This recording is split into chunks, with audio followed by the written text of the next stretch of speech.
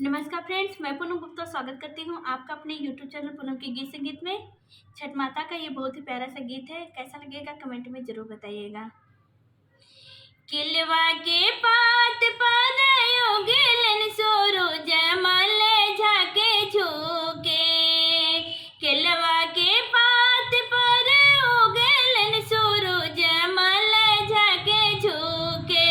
ए करेलो छठ बरतिया से झाके झुके। ये करेलो छठ बरतिया से झाके झुके। हम तो से पूछी बरतिया ए बरतिया से केकरा लागे। हम तो से पूछी बरतिया बरतिया से केकरा लागे।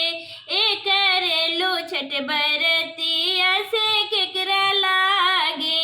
ए करेलो छठ बरतिया से केकरा लागे। हम रोज बेटवा कवन ऐसन बेटवा से उनका लागे। हम रोज बेटवा कवन ऐसन बेटवा से उनके लागे।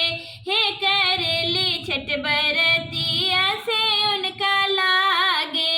हे करेली छठ बरतिया से उनका लागे।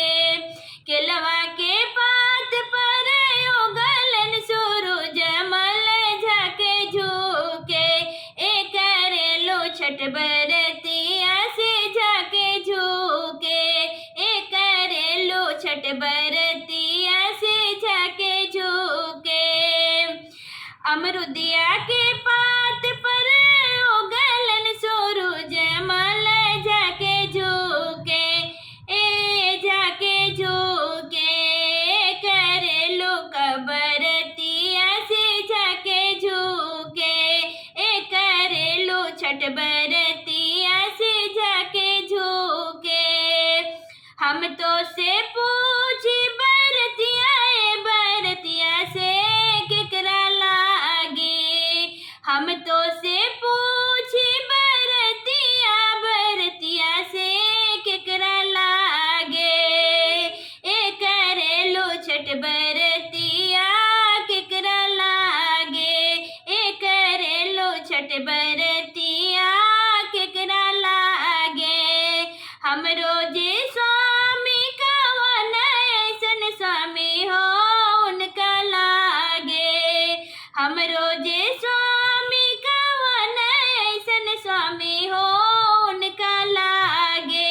ए करेली छठ बरतिया उनका लागे।